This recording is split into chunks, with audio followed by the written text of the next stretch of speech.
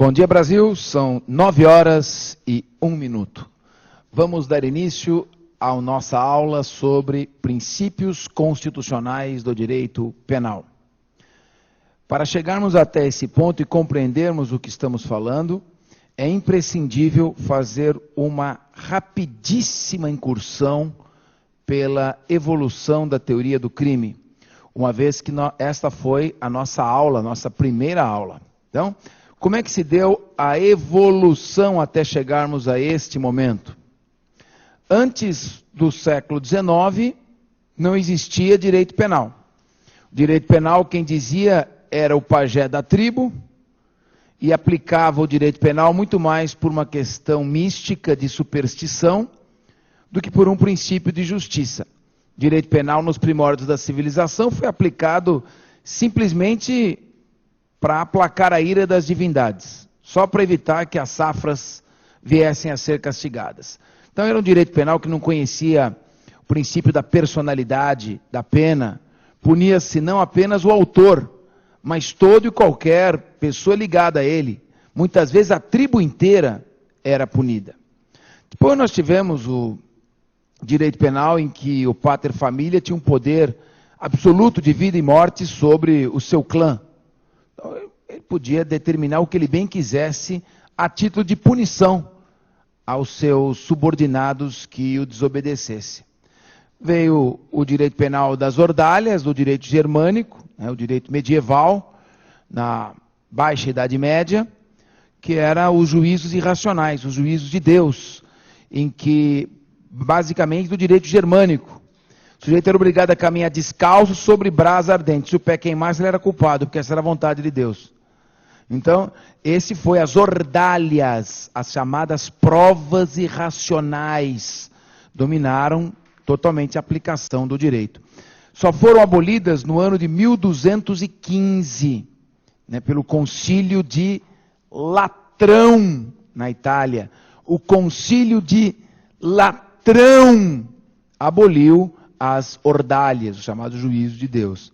Bom, mas logo em seguida, um pouquinho depois, a Inquisição medieval já era aplicada com todo rigor, depois que o Martin Luther, mais conhecido como Martinho Lutero, já na Idade Moderna, em 1517, afixou as 95 teses da Igreja Protestante, que ocasionando um movimento chamado Reforma, que gerou a Contra-Reforma, e aí as perseguições com os processos sigilosos, a tortura como meio legítimo de extração da verdade, o público não podia assistir porque atrapalhava os métodos do inquisitor, isso aí que era o direito penal.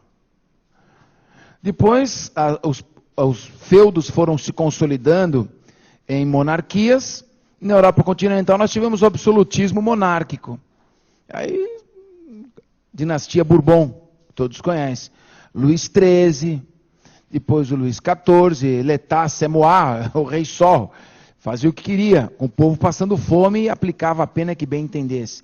Luís XV, Luís XVI, veio a Revolução Francesa, a Contra-Reforma, o terror, o período do terror, com todo mundo sendo guilhotinado. Era esse período tumultuado, período político, social, de grandes conturbações, nesse ambiente que florescia um sistema penal. Não vamos chamar isso de direito penal. Aí, com a segurança jurídica passando a predominar, já no século XIX, veio a Revolução Industrial, a burguesia ascendente, a queda das monarquias, a era vitoriana, a monarquia inglesa já era uma monarquia manca, porque já era um pouquinho, daquela época nem tanto, mas já era a rainha da Inglaterra. Então, a burguesia, os sistemas econômicos passaram a dominar e substituir o poder secular. Aí o que aconteceu? Nesse período, veio então o pai do direito penal moderno, só fazendo uma rápida recordação, Paul Johann Anselm von Feuerbach, o Feuerbach, considerado o pai do direito penal moderno. Olha aí o pessoal que está prestando concurso, prova que já caiu, questão de primeira fase. Quem é o pai do direito penal moderno? Carrara? Manzini? Quem é? Feuerbach.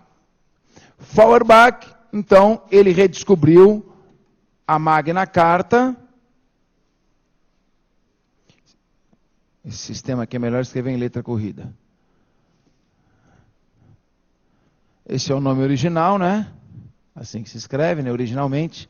Não é que eu escrevi errado, não. A Magna Carta, de 1215,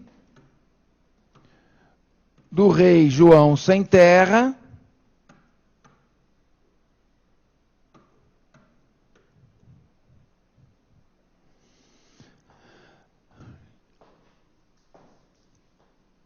Feuerbach. Isto aqui nós estamos falando já em século XIX, né?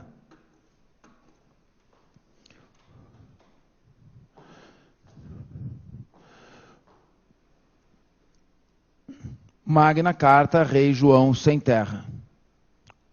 Corta para mim. Olha, não existe direito fora do ambiente político e social.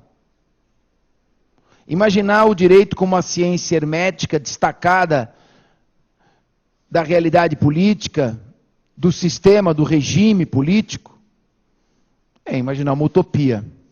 Um sistema autoritário tem um direito autoritário. Você não quer que no regime nazista, totalitário, você tenha um direito democrático, que respeite os direitos humanos. Óbvio. Eu cito até, então, de brincadeira não, de lembrança, né?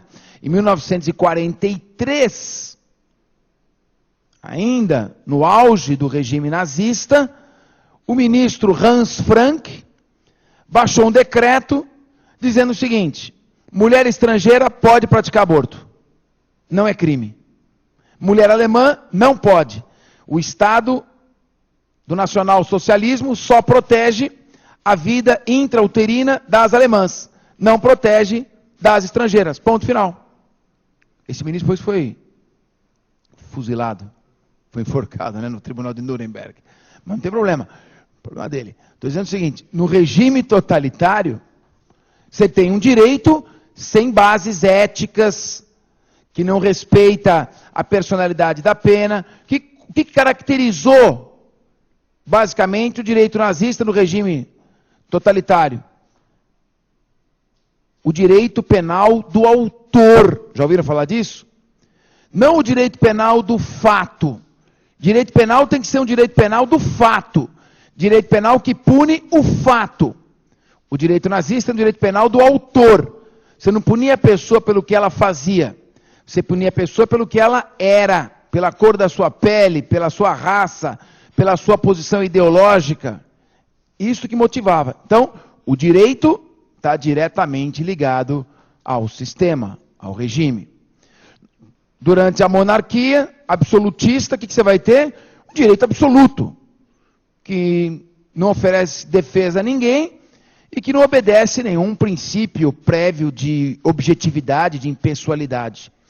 Quando tudo isso começou a ruir, quando todo esse sistema de arbitrariedades começou a ruir, e a burguesia ascendente queria segurança jurídica, estabilidade nas relações para suas transações comerciais, começou então a se procurar um sistema que desse uma impessoalidade, uma maior objetividade na punição do cidadão. Quando surgiu este momento político, Feuerbach, muito perspicaz, percebeu que era hora de ressuscitar o que estava escrito na Magna Carta. No artigo 39, mais precisamente. Foi lá e falou: pronto. O mundo está precisando disso. É hora de surgir o direito penal. Artigo 39. O que ele achou aí?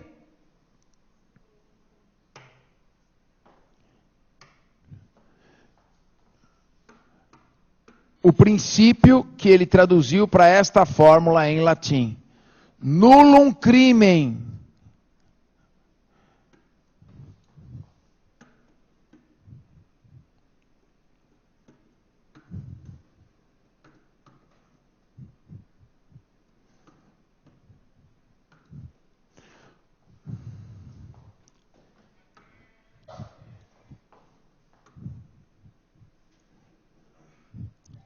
Nula pena.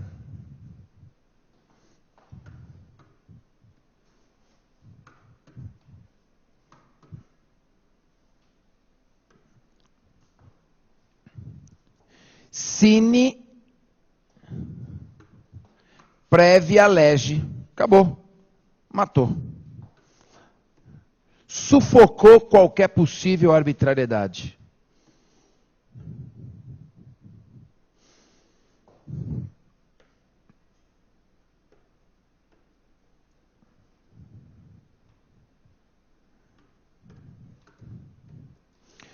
O mundo está precisando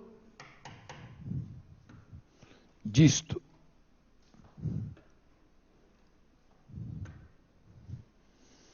É disto que o mundo precisa. Agora,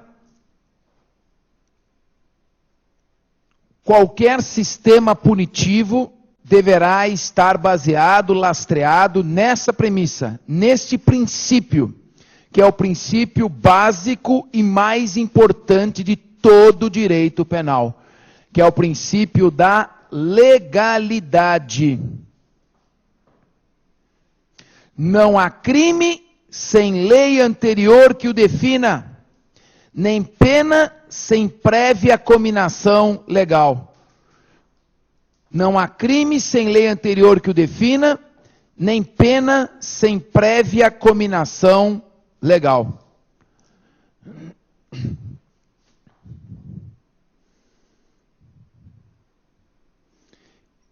O Estado não pode mais colocar as suas mãos e punir o cidadão, acusando-o da prática de um crime, a não ser que ele tenha praticado uma conduta previamente descrita como crime, e não pode aplicar uma pena, a não ser que esta pena esteja previamente prevista. Crime descrito aonde? Pena prevista aonde? Numa regra geral abstrata, objetiva e impessoal chamada lei. Esse é o princípio da legalidade. A maioria dos autores não faz distinção entre princípio da legalidade e princípio da reserva legal. Certo? É dado como sinônimo. Eu faço uma sutil diferença. O princípio da legalidade é tudo isso aqui. Nullum crimen, nulla pena sine prévia lege. Posso trocar a tela? Então vamos lá. Nullum crimen, não há crime. Nulla pena, não há pena. Sine prévia lege, sem lei anterior. Vamos trocar. Pronto. O princípio da legalidade, essa agora vai assim mesmo.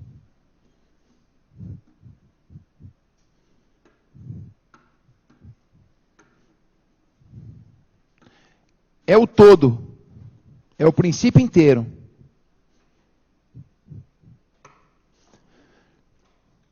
Essa é uma posição nossa. E esse princípio da legalidade se subdivide em princípio da reserva legal,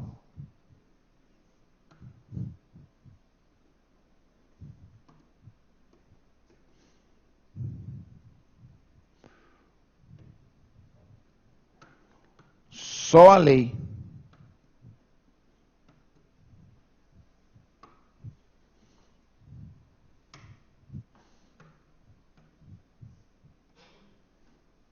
Pode. Somente a lei pode definir crimes e cominar penas.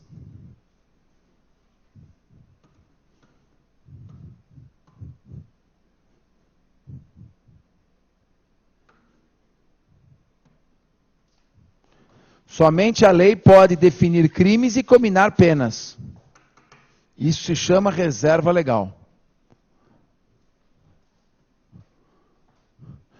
Se nós pegarmos a expressão em latim, vai ser nullum crimen, nulla pena sine lege. Esta é a reserva legal. Nullum crimen, nulla pena sine lege. Só a lei pode definir crime, só a lei pode combinar a pena. Muito bem. E o segundo princípio é o princípio da anterioridade penal.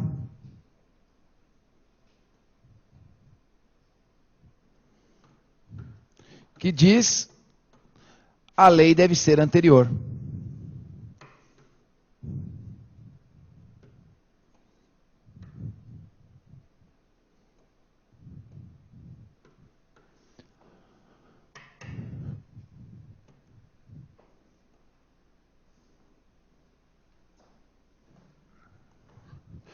Então, o princípio da legalidade, ele se compõe da reserva legal mais da anterioridade. Certo? Isso aqui é o prévia. Se a gente voltar para a tela anterior, o que é a legalidade? Princípio da legalidade. Corta um pouco para mim e já volta lá para eles anotarem. Princípio da legalidade. Nullum crimen, nulla pena, sine previa lege. É tudo. Ele é composto de reserva legal, nullum crime, nulla pena, sine lege. E anterioridade, prévia. Tem que ser prévia. Então, a gente faz essa divisão. É uma divisão sutil, mas existe. Eu não considero equivalentes as expressões. Então, você vai achar isso na nossa Constituição Federal, né? Esse princípio, não é isso? Está no artigo 5º. Impossível um Estado democrático, civilizado, que não tem esse princípio. Artigo 5º, inciso 39. Né? E a abertura do Código Penal, né? Ou logo o artigo 1º do Código Penal. Princípio. Isso tudo o Feuerbach que redescobriu. Ele não inventou, mas ele pesquisou, ele encontrou na biblioteca a Magna Carta que estava esquecida, foi o ovo de Colombo. Na Magna Carta, no artigo 39, ele então concebeu a reserva legal e a anterioridade.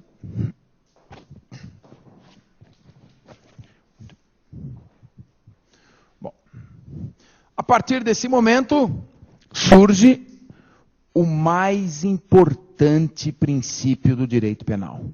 A base de sustentação de todo o direito penal. A partir dali, estava sedimentada a regra de que um cidadão só poderia ser privado de sua liberdade, só poderia sofrer uma acusação criminal, só poderia receber uma punição penal. E qualquer dia eu vou fazer uma palestra só sobre as penas aplicadas na Idade Média e moderna, os métodos aplicados. Desde a roda até o garrote vil, a fogueira. Depois nós vamos ter eu quero preparando um material que é uma aula só com ilustrações. O que o ser humano foi capaz de fazer. Então, doravante, as penas, as punições, só poderiam ser aplicadas àqueles que tivessem realizado uma conduta previamente definida em lei como crime.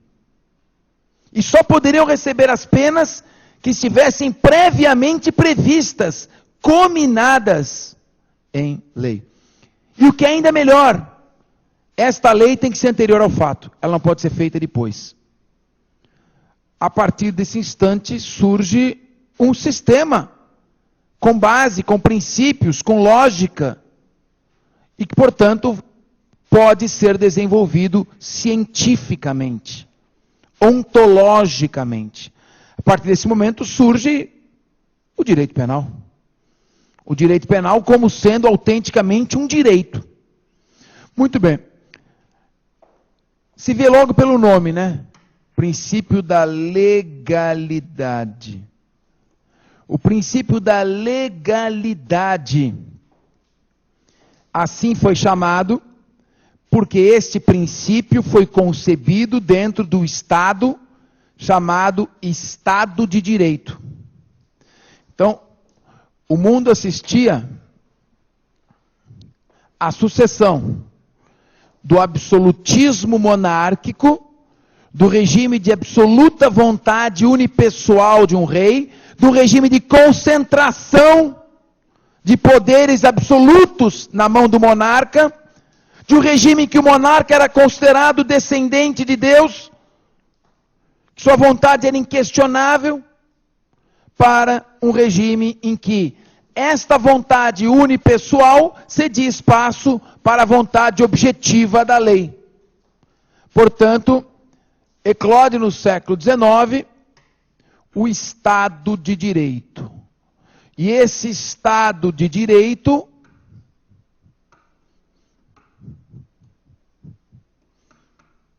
pressupõe que todos estejam submetidos ao império da lei. Portanto, todos submetidos ao império da lei.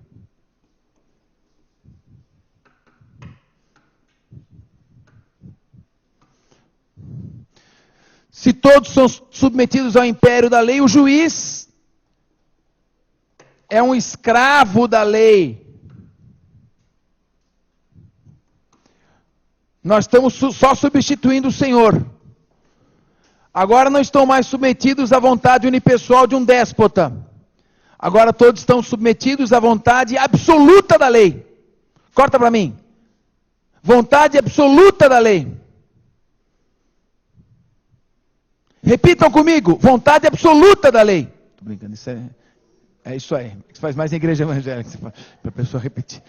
Então, todos estão submetidos ao império da lei. Juiz é um escravo da lei. Logo, há uma imposição absoluta da lei. Por que razão? Porque havia uma verdadeira obstinação.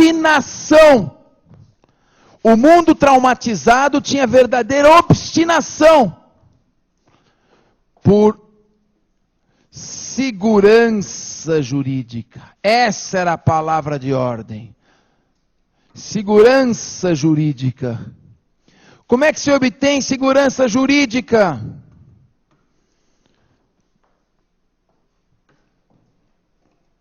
Você obtém segurança jurídica não dando nenhuma margem para a interpretação da lei. A lei passa a ser o apanágio para a solução de todos os problemas. Juiz nenhum tem que se meter a interpretar a lei. Ele é escravo, ele não é intérprete da lei. Ninguém pode discutir o conteúdo da lei. Ninguém pode dizer se uma lei é justa ou injusta. Vai escrevendo o que eu vou falando. Ninguém pode dizer se uma lei é justa ou injusta. Ninguém pode dizer se uma lei é justa ou injusta. Ninguém pode discutir o conteúdo de uma lei. Ninguém pode discutir o conteúdo de uma lei porque todos estão submetidos ao império da lei. A isso dá-se o nome de Estado de Direito.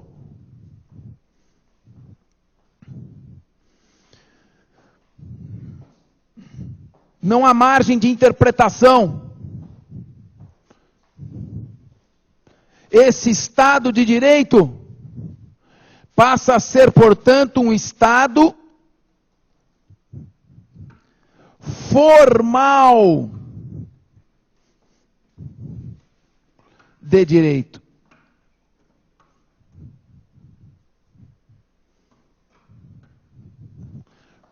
Não é um Estado qualquer, é um Estado formal de direito.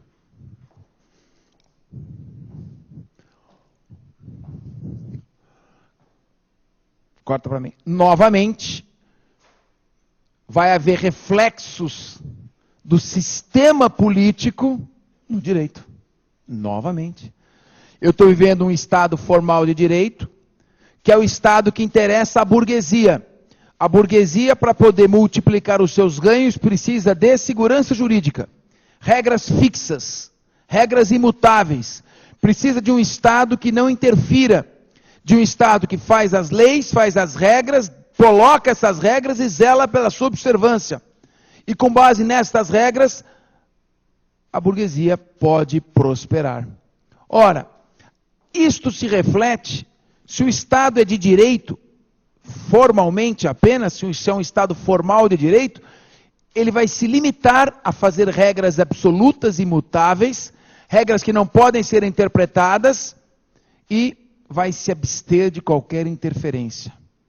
É o Estado que não interfere na economia, é o Estado do laissez-faire, laissez-passer, é o Estado que faz regras, não deixa interpretá-las e faz com que o mais forte economicamente prevaleça sobre o mais fraco.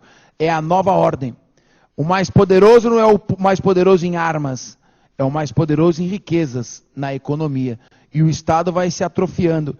Ele faz regras e parte para o extremo oposto. Ele era absolutista, fazia tudo.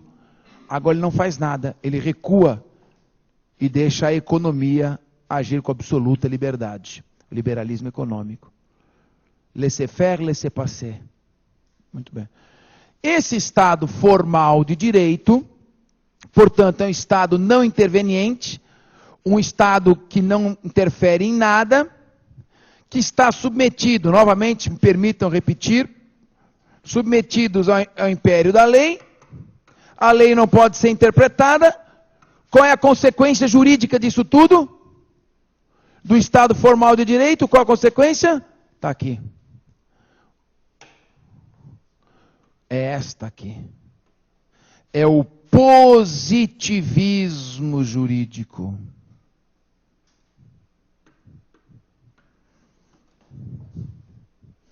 Esta é a consequência. Positivismo jurídico.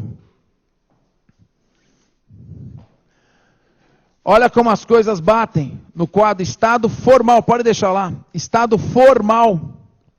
Direito só na forma. Olha essa expressão formal, direito só na forma. Direito só na forma é direito sem conteúdo. Não interessa o conteúdo da lei. Comigo? Não interessa o conteúdo da lei. Não interessa o conteúdo da lei. Não existe um direito natural. Não existe direito que precede a lei. Não existe direito sem lei. Antes da lei não existe nada. A lei cria o direito. A lei diz o que é o direito. O que está escrito na lei é o direito. Ainda que o que esteja escrito na lei seja profundamente injusto. Se está na lei, é direito.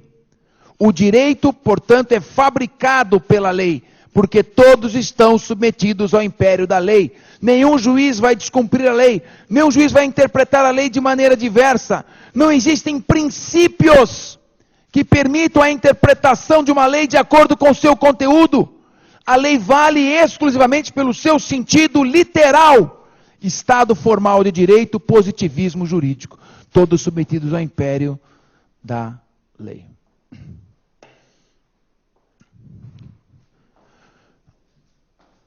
Duas consequências imediatas. Primeira, com a estabilidade jurídica, com a segurança jurídica, passamos a ter regras. Boas ou ruins, mas elas existem. Se existem regras, há campo para o florescimento de uma ciência penal. Surge o direito penal como ciência, como dogmática. Segundo, esta ciência penal que surge, essa dogmática penal que surge em razão das regras estáveis, será um direito penal positivista. Será um direito penal que não discute conteúdo. Será um direito penal afeto exclusivamente à forma. O Estado de Direito é formal. Todos estão submetidos à forma da lei. Ninguém discute o conteúdo da lei. Logo, o direito penal, nos seus primórdios, quando ele surgiu, foi um direito penal positivista que não discute o conteúdo da lei. Daí por quê? Logo que a dogmática penal definiu a estrutura do crime como sendo um fato típico, surgimento da dogmática. A dogmática penal fala, agora nós vamos estudar o direito.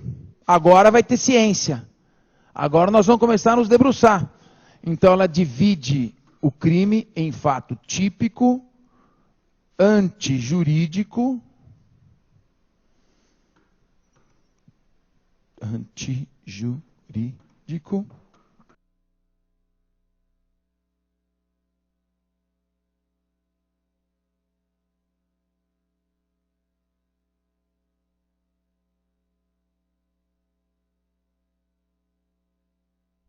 humor e manda matar. O rei agora não acorda mais de mau humor e manda matar. Agora tem lei. E só há crime se tiver previsto na lei. E se a lei for anterior. Então vamos estudar. Agora tem sentido a gente estudar direito penal. Corta para mim. Tem menor sentido a gente estar aqui discutindo o que é direito penal, se um ditador pode acordar de mau humor, mandar punir uma pessoa. Vai ter livro, vai ter aula, vai ter para quê? Então, no momento que existe estabilidade social e regras com segurança, surge a ciência. A ciência, então, começa a estudar cientificamente o crime e coloca o crime como objeto de uma pesquisa. Fala, agora nós vamos definir a estrutura do crime. É um fato típico, antijurídico e culpável. Muito bem, vem para cá. A primeira teoria que cientificamente, olha aí, crime é fato típico, antijurídico e culpável. A primeira teoria que surgiu no século XIX só podia ser uma teoria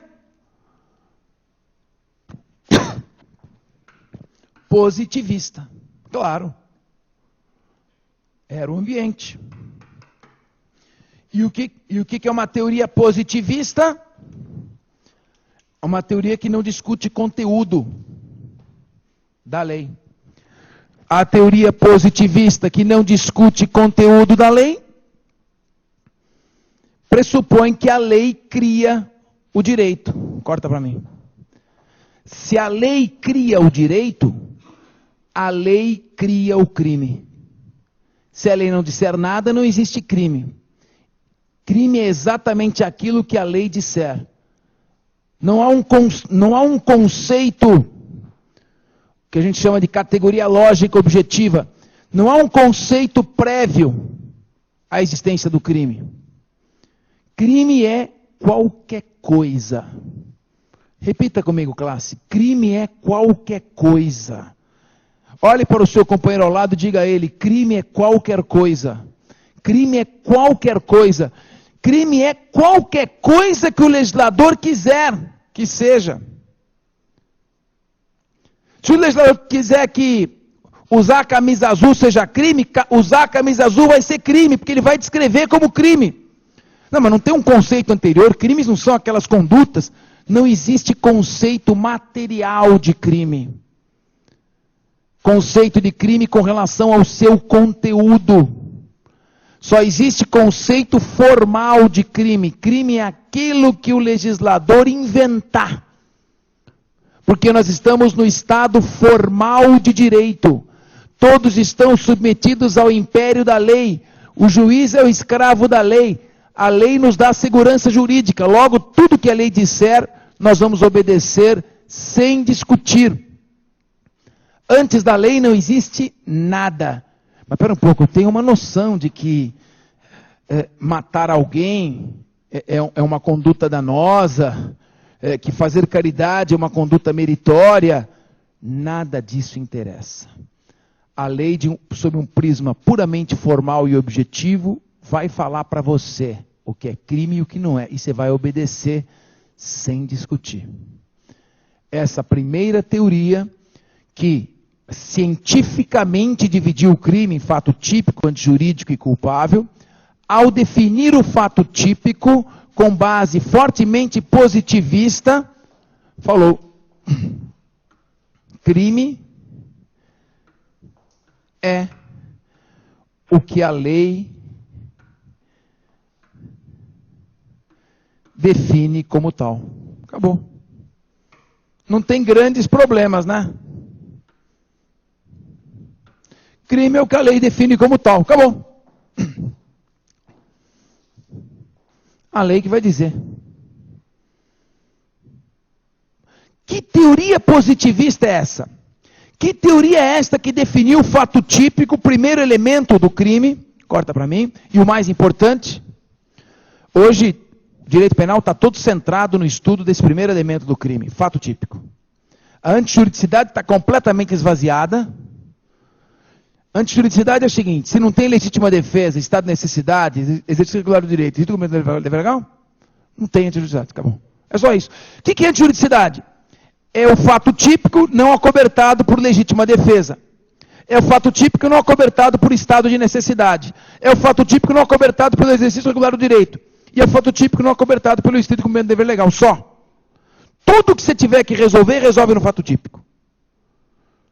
As pouquíssimas coisas que você não resolver no fato típico, você vai na antijuridicidade e vê se tem uma das 4 causas de exclusão. Só para isso que serve. Depois você vai na culpabilidade para falar do autor, não do crime. Se o autor é culpado ou não é culpado pelo crime que cometeu. Crime se define no fato típico. E a teoria que definiu o fato típico, a primeira teoria de base fortemente positivista, vocês já sabem, foi a teoria naturalista ou causal.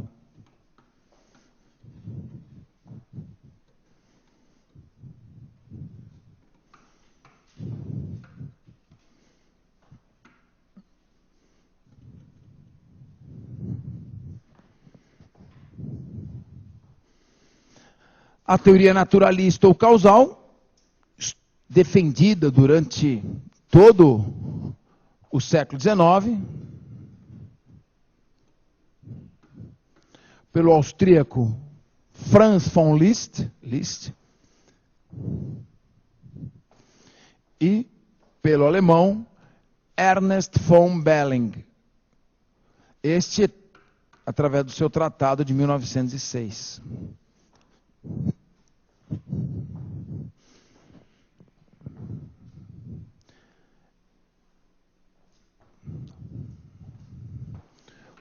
Forte, carga, não podia deixar de ser, era o estado formal de direito, positivista, a lei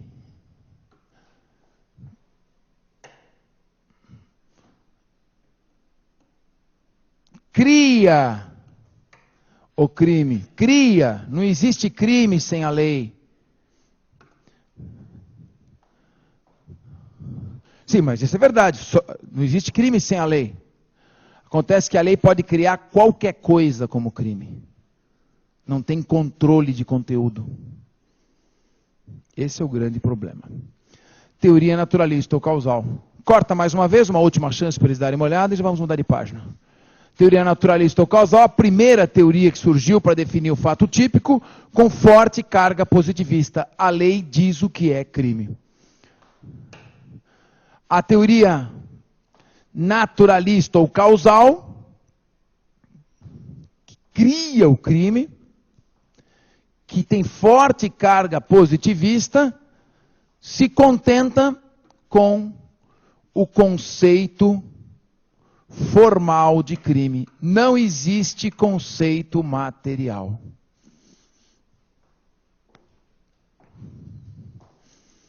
Conceito formal, só isso. Não existe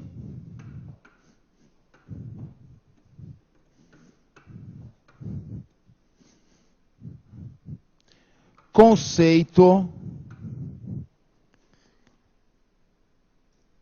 material.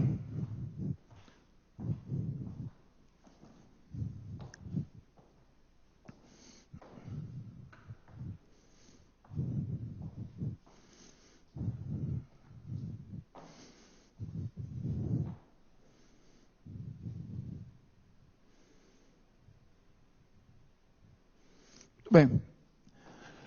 Depois disso nós tivemos o século XX, 2 grandes guerras, direito penal nazista, e aí você começou a falar, puxa vida, claro que a lei dá uma grande segurança jurídica para a gente, mas se eu não discutir o conteúdo da lei, essa garantia fica uma garantia só no plano formal. Tudo bem, o Estado só pode colocar as mãos sobre mim se eu praticar a conduta definida em lei como crime. Tudo bem. Mas tem o problema do Estado poder dizer que qualquer coisa é crime. O que ele bem entender. Não há um controle sobre o conteúdo. Então a teoria naturalista ou causal, que define fato típico como praticar a conduta definida em lei como crime passou a ser vista como insuficiente. O que é o fato típico para a teoria naturalista ou causal? Você pega a conduta, compara com a descrição contida na lei, se houver correspondência, o fato é típico. A teoria naturalista ou causal, para a existência do fato típico, exige única e tão somente subsunção formal objetiva. A correspondência entre aquilo que foi feito e o que está descrito na lei. Subsunção quer dizer correspondência. Pegar o que foi feito e comparar com o que está na lei. Formal, sem analisar o conteúdo. Objetiva. Você pega a conduta, pega a lei, compare só. Era uma teoria simples. A aula não é sobre teoria do crime, essa foi a aula passada. Mas lá nós vimos, pela teoria naturalista ou causal, todos os aspectos objetivos estão no fato típico. Eu pego o fato, a fotografia externa do fato, comparo com a descrição contida na lei e acabou. Dolo, culpa, outras coisas estão lá na culpabilidade.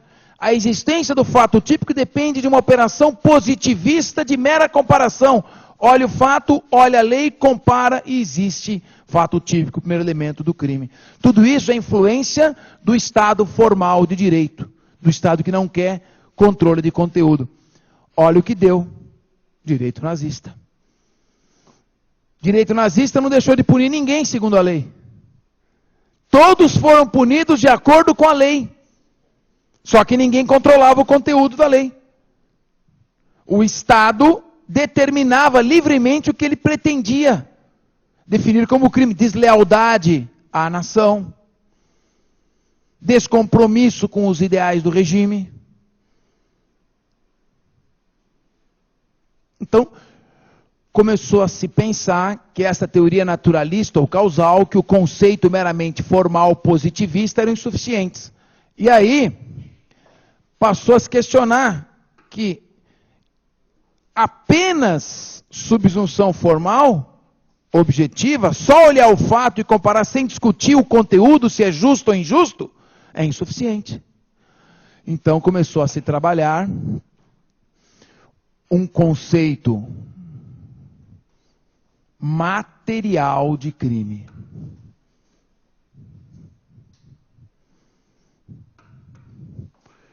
Ou seja, o que é conceito material? Deve ser discutido o conteúdo da lei.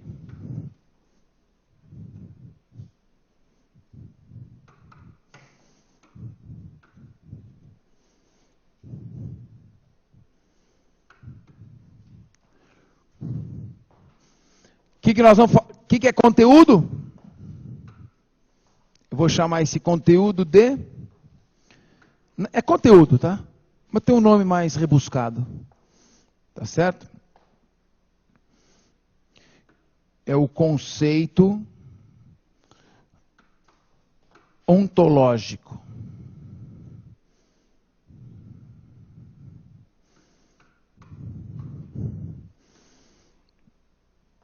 De crime. É óbvio que tem que estar previsto em lei.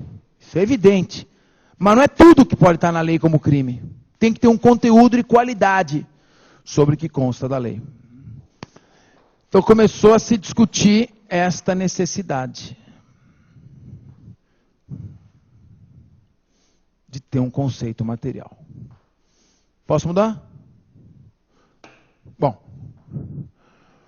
o maior penalista, alguns dizem de todos os tempos, ou pelo menos até aquele momento, o Hans Welsel, primeiro criticou a teoria naturalista ou causal. Então, criticou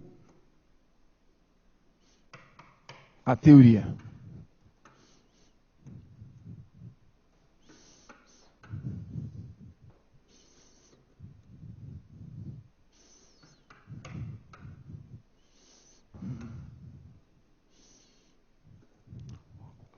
Criticou. Isso antes da Segunda Guerra já. Criticou. mas criticou sob um prisma também positivista. Criticou sobre um prisma técnico. A crítica dele, naquele momento, não era que precisava ter conteúdo. A crítica dele naquele momento era a seguinte: não, o dolo e a culpa não estão na culpabilidade, como querem os defensores da teoria naturalista ou causal. E você que está assistindo a aula, eu estou partindo do pressuposto que você assistiu a primeira, sobre teorias do crime. O pressuposto, que vocês assistiram, agora que eu estou falando outra coisa. O dolo e a culpa saem da culpabilidade e vêm para o fato típico, foi o que ele disse. Que era a teoria finalista. Mas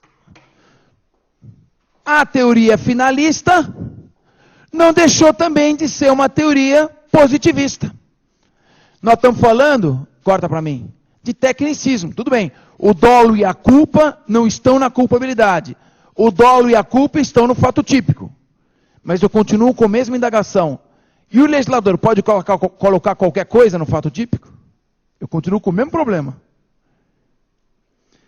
O Belling dizia, os aspectos objetivos estão no fato típico, que é a subsunção formal. Eu olho o fato, olho o tipo, comparo o fato típico.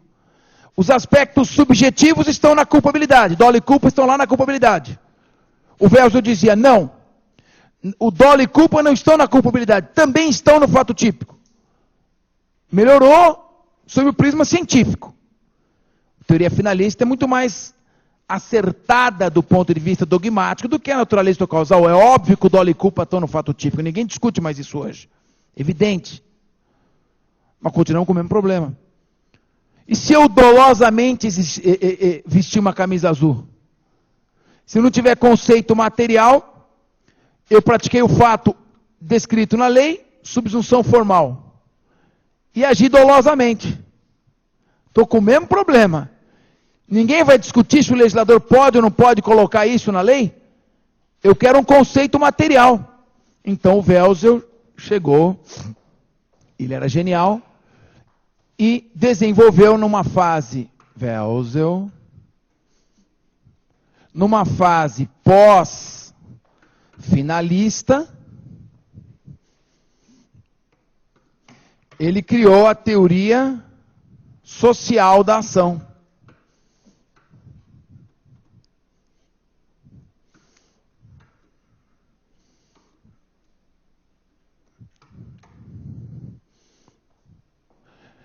Ele começou, corta para mim, já volta, ele começou a colocar um conteúdo material no fato típico. Já não é mais analisar só se o fato se equipara ao que está escrito na lei. Não é um jogo de batalha naval, pega o fato, pega a lei e vê se encaixa. Não é apenas o aspecto positivista, formal. O Welser falou, opa, o finalismo pode dar um passo além. Eu já dei uma grande contribuição dizendo que o dolo e a culpa estão no fato típico. Mas agora eu vou dar minha contribuição definitiva. Além disso, o fato tem que ser socialmente inadequado. Se ele não for socialmente inadequado, ele não é típico.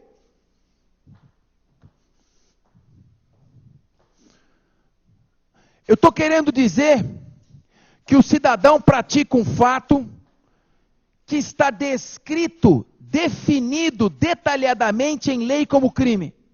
Ele praticou esse fato. Essa lei é anterior. Existe uma lei anterior descrevendo como crime aquele fato. O cidadão praticou. E praticou doloso ou culposamente. Existe uma adequação objetiva, pega o fato, pega a lei, corresponde. E subjetiva, teve dolo ou culpa. Mas ainda assim falta um requisito. Se este fato, definido em lei como crime, que foi praticado doloso ou culposamente, não for socialmente relevante, não há crime.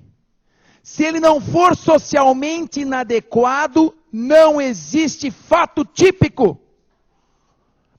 Os positivistas rolaram no túmulo. Mas como? A lei descreve o fato como crime. Ele pratica o fato descrito como crime. A lei era anterior ao fato. Como é que não é típico? Não é típico porque, analisando os aspectos específicos e particulares daquele caso, vimos que aquele caso não se reveste de relevância social. Vimos que aquele fato não é socialmente inadequado, socialmente relevante. Não estou entendendo nada. O Caissara trabalha lá, é cortador de cana. Ele saiu do canavial onde ele está cortando cana, com o seu facão, foi lá, coitadinho, no boteco, comeu o seu sanduichinho para voltar para trabalhar. A lei diz que o porte ilegal de arma, no caso arma branca, é contravenção penal, é uma infração penal. Ele praticou esse fato, como é que não é contravenção, como é que não é infração penal? Analisando especificamente, a gente verifica que esse trabalhador, culturalmente, tem aquilo como instrumento de trabalho, ele traz aquilo sem nenhuma lesividade social, não tem nenhuma periculosidade na ação. Não estou entendendo, estou ficando louco. Vocês viraram sociólogos? Vocês são juristas ou sociólogos? A teoria social da ação coloca o referencial sociológico como um elemento de verificação da existência do crime. E como é que o Welser fez isso? Quando que ele fez isso? Depois da Segunda Guerra Mundial. Quando ele viu os perigos de se ter um direito penal técnico, perfeito, erudito, sem falhas, mas positivista, que não discute o conteúdo do fato típico. A partir da teoria social da ação,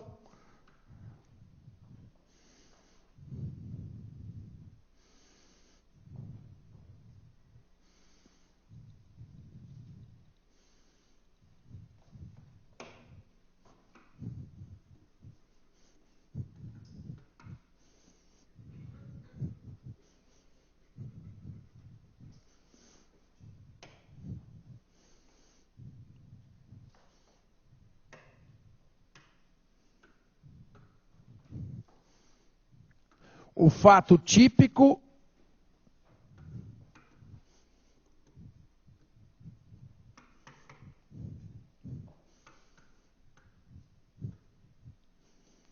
só se for socialmente relevante.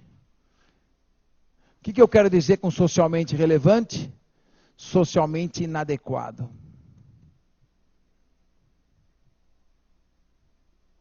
Pronto.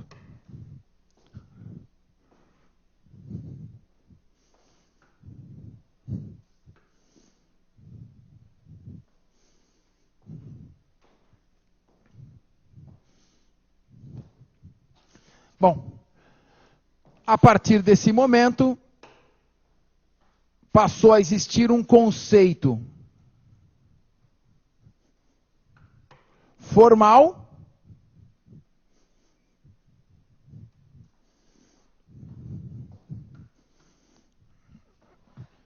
crime é o que está definido em lei.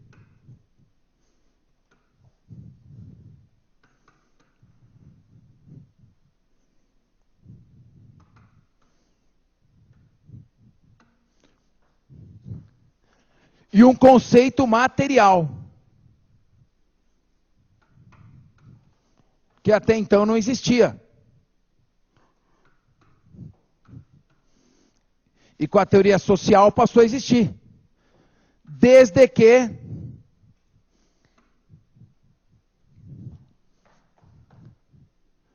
tenha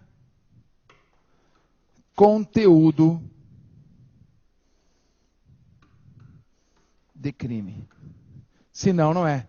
Tem que juntar os dois. O formal tem que ser juntado com o material. Isso aqui é óbvio, né? Isso aqui é de uma obviedade que é evidente, se não tiver definido em lei, não é crime. Ninguém está discutindo isso. O que nós estamos discutindo é se isso basta. Não é só isso. Este é só o primeiro aspecto. O conceito formal tem que ter conteúdo de crime. Olha o que é conceito material, ó. É isso aqui, essa palavra aqui mata. Conceito material. E olha o que é conceito formal. Esta aqui, ó. Tem que estar definido e tem que ter conteúdo. Se não, corta e volta, corta para mim. Se não, é atípico. Só será típico se tiver forma de crime. O que é ter forma de crime? Está definido em lei. E conteúdo de crime. O que é ter conteúdo de crime? Nós vamos ver daqui a pouco. Em outras palavras, atenção, pode ficar na lousa. Atenção que eu vou apagando. Em outras palavras, o conceito formal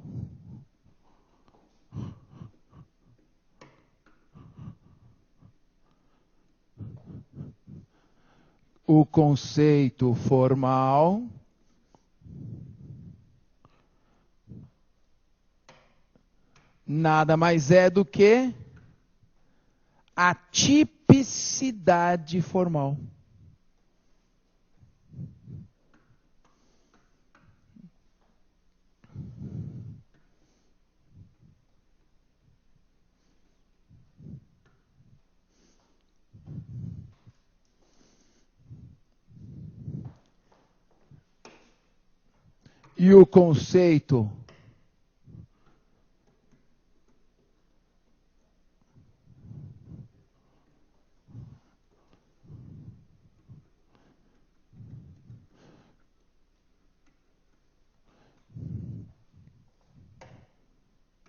E o conceito material é a tipicidade material. Que vocês já ouviram falar.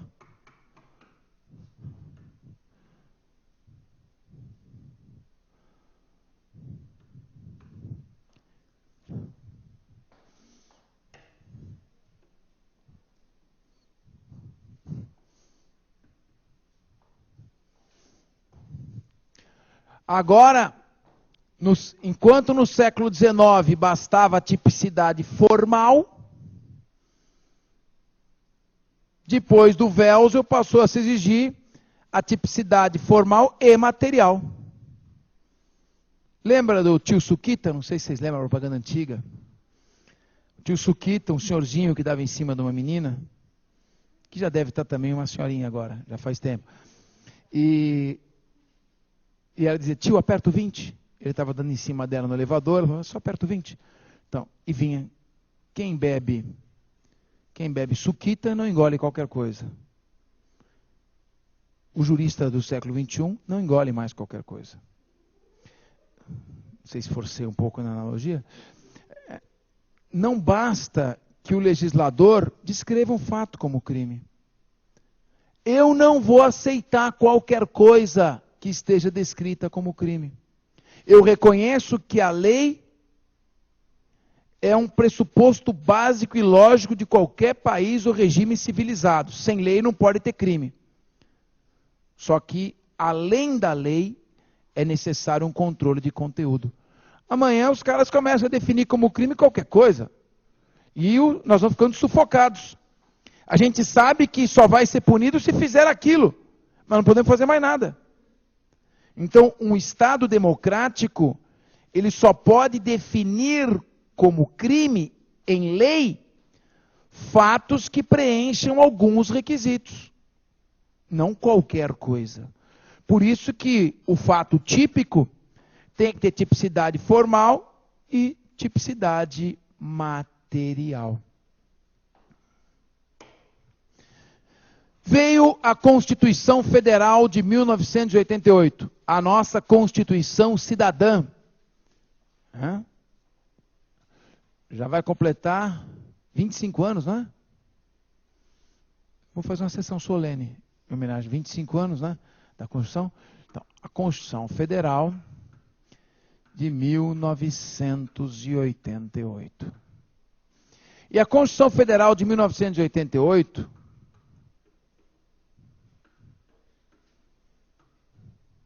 no seu artigo 1º, caput,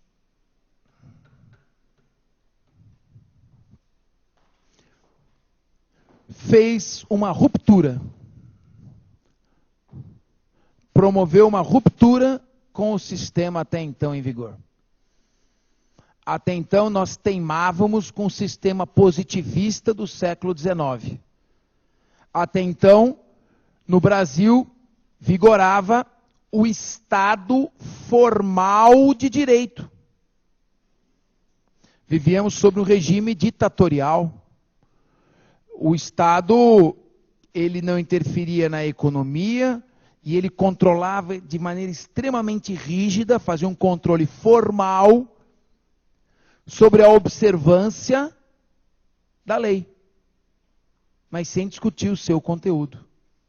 Então a lei proibia a livre manifestação do pensamento. O Estado fazia esse controle, sem discutir se a lei podia ou não fazer este tipo de censura. Então, esse Estado formal de direito se refletia na aplicação positivista do direito penal. Os mais vividos, que fizeram faculdade de direito no período anterior, certamente estudaram a teoria naturalista ou causal, que é a chamada teoria clássica. Você começou a falar em teoria finalista da década de 80 para cá.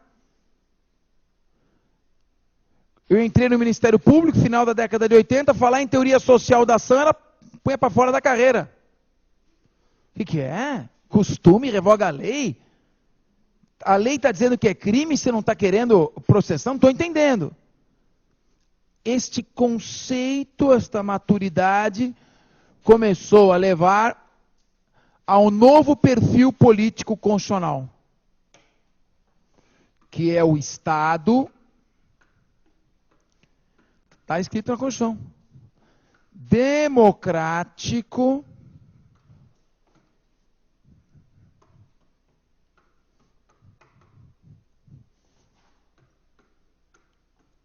de direito. O que mudou? Sai formal e entra democrático. Não é mais Estado formal de direito, é Estado democrático de direito.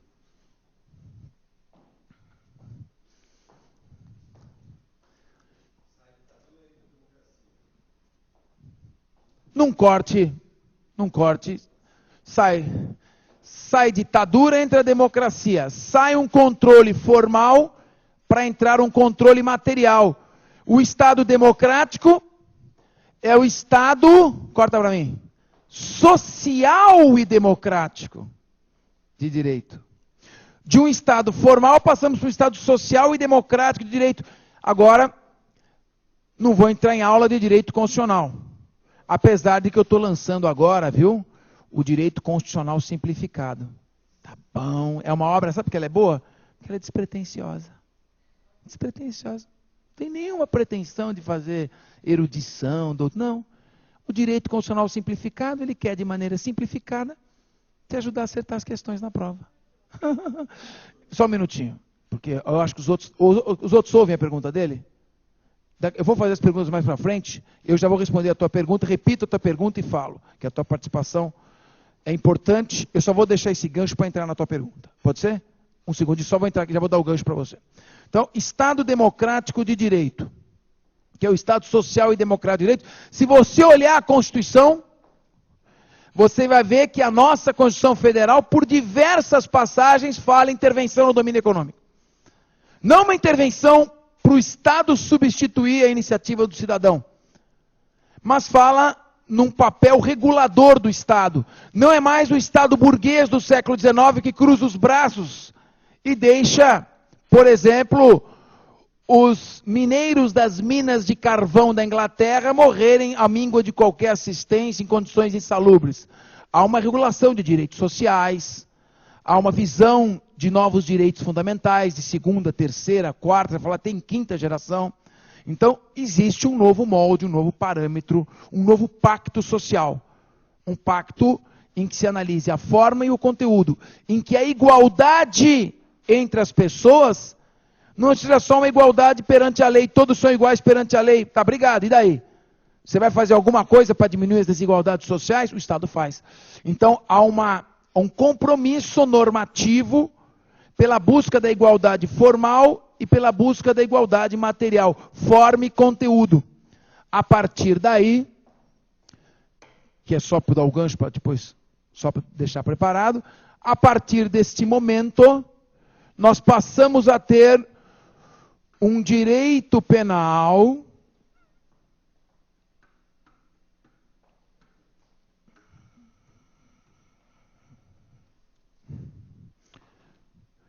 que deixa de ser um direito penal formal, porque nós não estamos mais no estado formal de direito, não vai copiando tudo, porque isso aqui eu estou copiando para pagar, deixa de ser um direito penal formal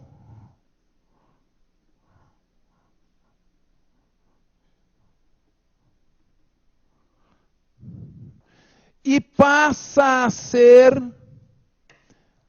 um direito penal democrático. Não no sentido pejorativo, que falam por aí, né? É direito penal de bandido. Não estou falando nada disso. O direito penal democrático e não o direito penal formal passa a ser um direito penal que exige forma e conteúdo.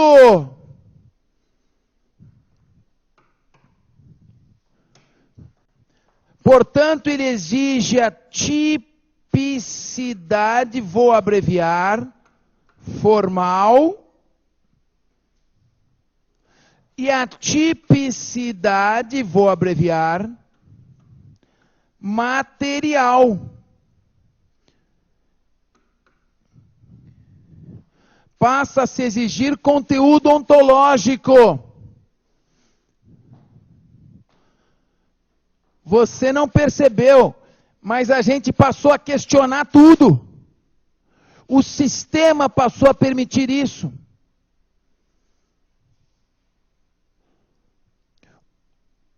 Os detentores de cargo público passaram a ser tratados como comodatários, ocupando um espaço por tempo determinado. O administrador público deixou de ser o dono da coisa administrada e passou a ter pesadas responsabilidades.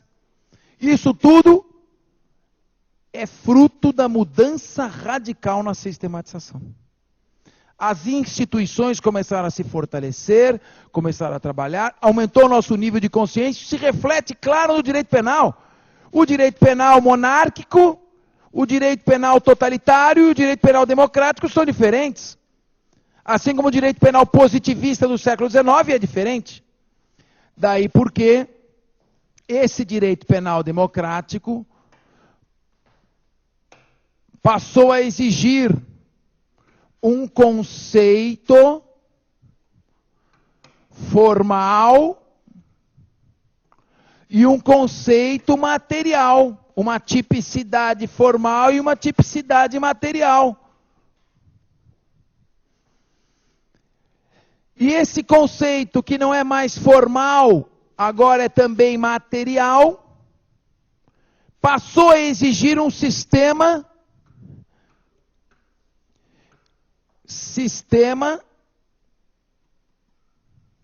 de verificação ontológica.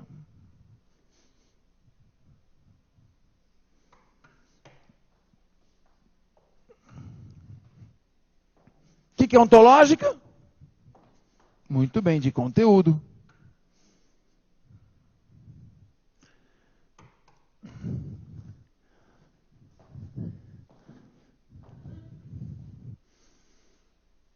Sobre o quê?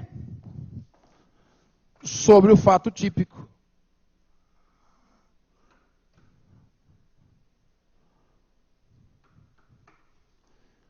fato típico passa a ter o seu conteúdo verificado.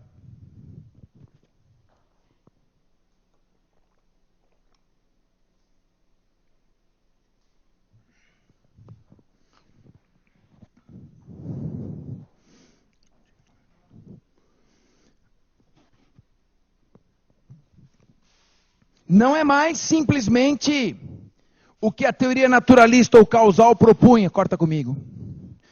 Eu analiso o fato. Corta comigo. Obrigado. Não é mais simplesmente verificar a adequação objetiva do fato ao tipo, como queria a teoria naturalista ou causal. Não é mais verificar a adequação objetiva do fato ao tipo mais dolo ou culpa, como queria a teoria finalista. Mas é verificar a adequação objetiva, que eu chamo de subsunção formal, o dolo ou culpa, que é a subsunção subjetiva, e o conteúdo, que é a subsunção ontológica. Passa a surgir um novo direito penal. E, portanto, do Estado democrático de direito,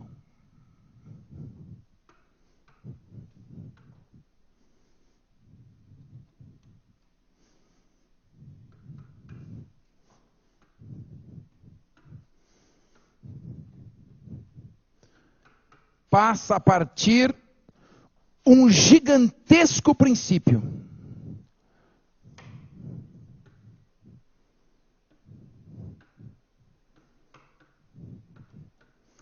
Um metaprincípio.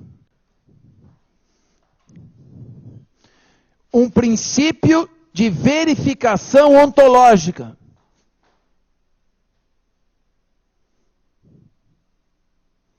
Será que está boa essa caneta? Dá para ler? Que é o princípio da dignidade humana.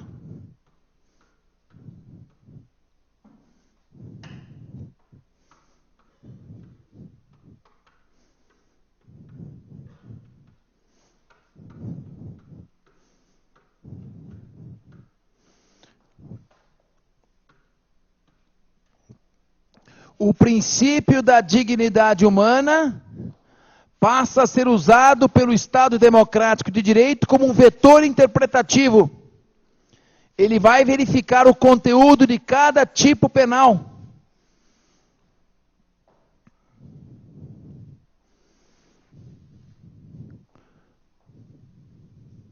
E por que ele vai verificar cada tipo penal? Porque o tipo penal é uma abstração. O tipo penal é uma criação legislativa. Quando o legislador, dentro de um gabinete, elabora um novo tipo penal, ele faz uma elaboração abstrata. Esta formulação abstrata, que é a lei, ela vai alcançar uma multiplicidade de situações inimagináveis. Você faz a lei para acertar uma coisa e acerta um monte de outras coisas. A lei é abstrata, é impossível a qualquer ser humano, no momento que faz uma formulação genérica, impessoal e objetiva como a lei, antever todas as múltiplas situações variáveis que serão alcançadas. É fato que a lei vai provocar injustiça em algum caso. Evidente que a lei vai provocar injustiça, porque são situações que não foram imaginadas e que podem ser alcançadas pela lei. Se nós tivermos um sistema rígido, inflexível, positivista, em que crime é fazer o que está descrito em lei, se nós não dermos ao operador do direito e ao juiz, no caso concreto, liberdade para interpretar, se ele for um escravo da lei, ele vai aplicar essa lei e vai fazer injustiça. Então, é a multiplicidade de situações específicas, variáveis, que exige flexibilidade de interpretação no julgamento de cada caso concreto. E se crime é fato típico, antijurídico e culpável. Fato típico é fazer o que está na lei, que eu chamo subsunção formal, mais dolo ou culpa. Como é que vai ser feita esta análise, esta moderação? Não há como. Por isto, o Estado democrático de direito passa a exigir um conteúdo material, uma tipicidade material. E isso é feito pelo princípio da dignidade humana. Toda vez que no caso concreto a aplicação da lei afrontar a dignidade humana, haverá uma inconstitucionalidade. E a mais grave das inconstitucionalidades, que é a inconstitucionalidade que decorre da afronta a um princípio. Quando se afronta um princípio, se investe contra todo um feixe de regras e valores. Por esta razão, o princípio da dignidade humana faz o controle de conteúdo, que eu vou chamar de controle ontológico. Bom, desse princípio da dignidade humana vão derivar uma série de subprincípios.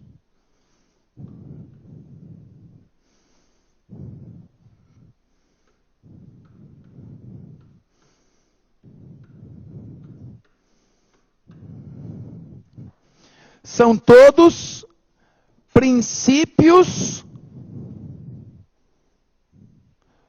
constitucionais, porque derivam de um direito penal concebido no Estado Democrático de Direito. São princípios constitucionais.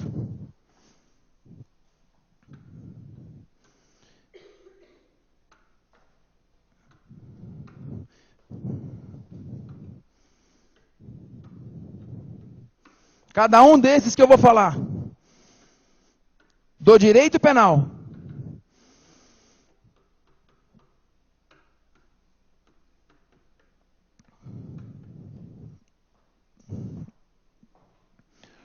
todos derivados da dignidade humana, são subprincípios do princípio da dignidade humana. Esses princípios estão a serviço do princípio da dignidade humana. São esses princípios que fazem com que, na aplicação da lei penal ao caso concreto, não se afronte a dignidade humana. São princípios técnicos, derivados da dignidade humana e que fazem o controle ontológico. São esses princípios que vão fazer com que um fato, a despeito de estar descrito em lei como crime, e ter sido praticado doloso ou culposamente, seja considerado atípico, por ausência de conteúdo. Por quê? Porque foi feito o que está na lei, agiu com dolo ou culpa, mas no caso concreto, se eu aplicar a lei, vai haver afronta à dignidade humana. E por que vai haver afronta à dignidade humana? Porque um dos princípios constitucionais do direito penal está dizendo que não tem conteúdo de crime. E se não tem conteúdo de crime, não pode ser crime. Daí porque do Estado Democrático de Direito decorre a dignidade humana. E da dignidade humana, todos os subprincípios constitucionais do direito penal. O fato típico.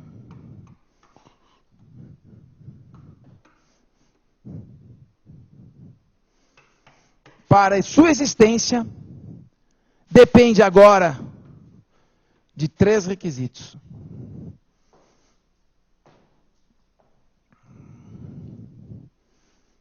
Primeiro,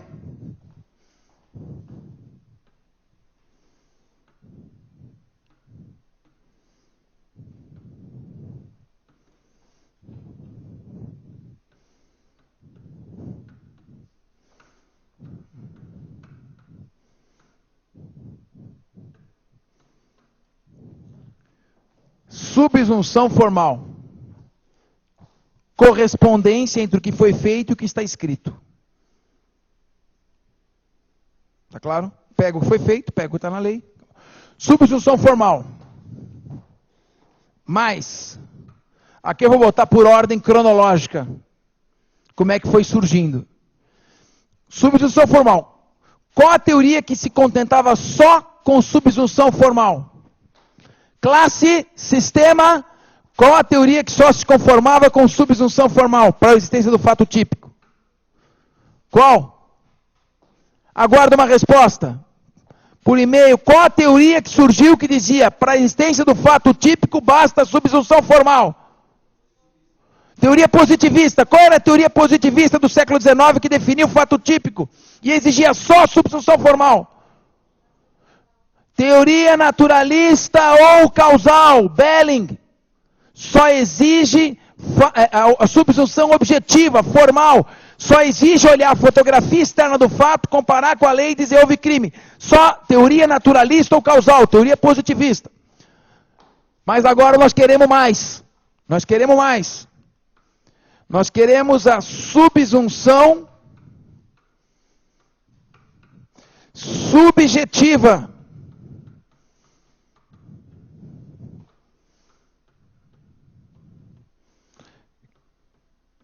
Que é o dolo ou culpa. Que teoria que exigia? Que teoria que exige subsunção formal mais subsunção subjetiva? Tem que ter o fato adequado mais dolo ou culpa.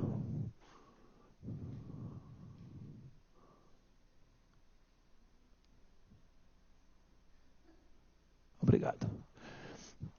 Teoria finalista. A teoria finalista do Welsel queria, além da subsunção formal, a subsunção subjetiva. Foi evoluindo. Olha como é que é a evolução. Primeiro, fato típico. Para ter fato típico, eu tenho que pegar um sujeito realizando o fato externo, comparar com o tipo, pronto, fato típico. Teoria naturalista ou causal. Século XIX e quase metade do século XX. Depois, os penalistas disseram, não pode ser só isso. Além disso, tem que ter dolo ou culpa. Welsel, teoria finalista. E agora nós estamos dizendo, não basta isso também. Pode ter subsunção formal, mais dolo ou culpa, e ainda assim haver uma injustiça. Então eu preciso ter a terceira subsunção. Que é a subsunção ontológica.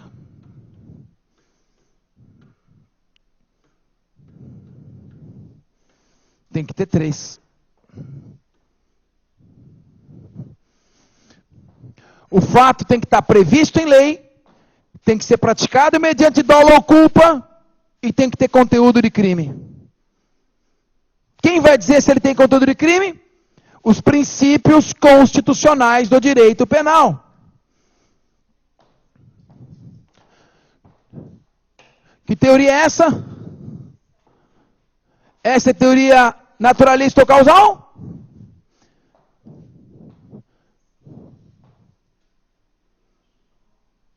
É a teoria naturalista ou causal? É a teoria finalista? É a teoria social? Mais do que ela, porque a teoria social tem um princípio só. Essa teoria que exige que o fato esteja descrito em lei. Subsunção formal. Que o fato tenha que ter sido praticado mediante dolo ou culpa.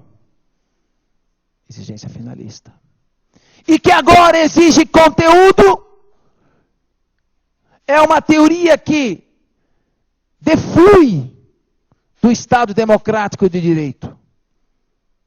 Está arrimada no princípio da dignidade humana. E, portanto, é uma teoria constitucional. Essa é uma teoria que não é naturalista ou causal, que não é finalista, que não é social. Ela é uma teoria constitucional, porque ela só tem sentido com a mudança do perfil constitucional de Estado formal de direito para Estado democrático de direito.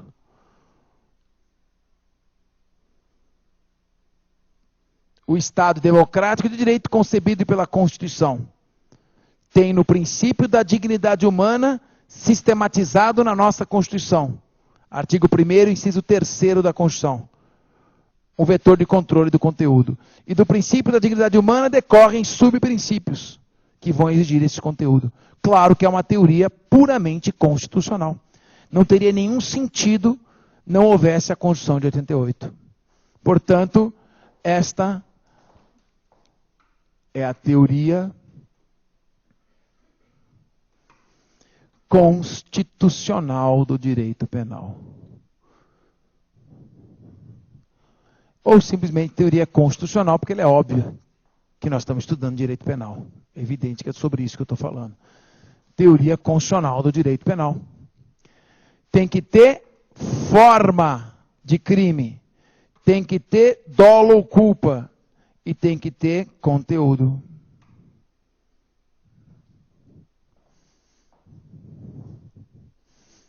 O fato típico depende de 3 operações.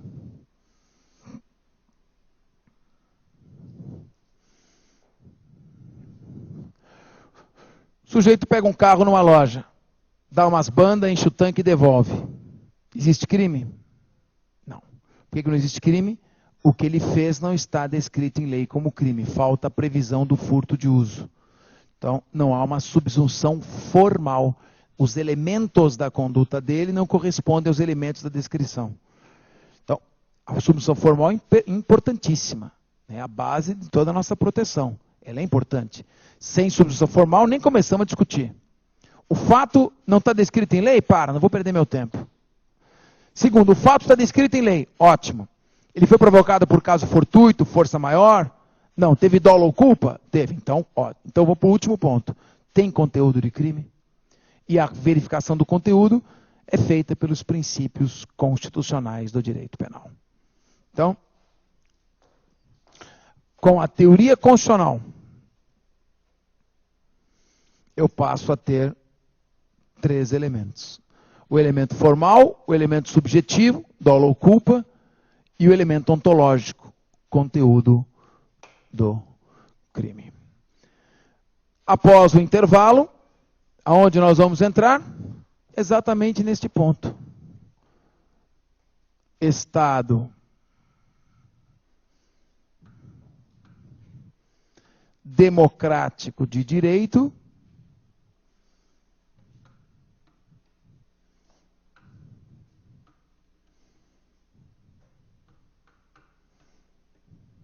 princípio da dignidade humana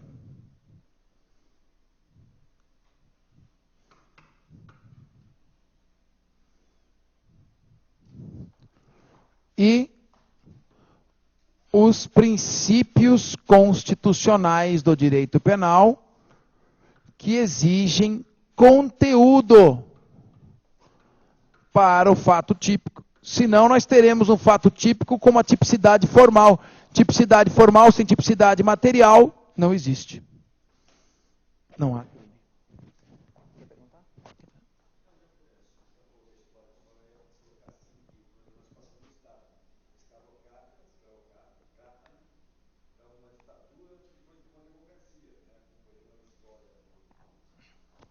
E essa evolução que você faz do regime colonial, baseado na escravidão, para um regime incipiente de república, de uma república agrária, ditatorial, para um regime democrático que está se instalando, é a história da evolução do direito penal. A história da evolução do direito penal coincide com a história da evolução da civilização humana. Quanto mais aperfeiçoado for o sistema do direito penal, quanto mais resguardar o cidadão contra o arbítrio, maior o estágio de evolução da sociedade que tem esse direito penal. É impossível conceber um direito penal divorciado do sistema político, da realidade social de um determinado Estado. Por isso que a Constituição Federal permitiu esse controle e por isso que hoje não se fala no nosso volume 1, que será sorteado aqui, ao final, só ao final, para evitar evasões antecipadas. Vamos sortear o volume 1, em que nós mostramos a teoria naturalista ou causal, a teoria finalista, a corrente neoclássica ou neocantista, que não foi nenhuma teoria, vimos na aula passada, a teoria social e a teoria constitucional do direito penal. A base dela são os princípios. E os princípios serão vistos depois do intervalo. Daqui a 5 minutos. 10, né? 10 minutos, né? Sábado, vocês estão cansados? Sábado, 10 minutinhos a gente já volta.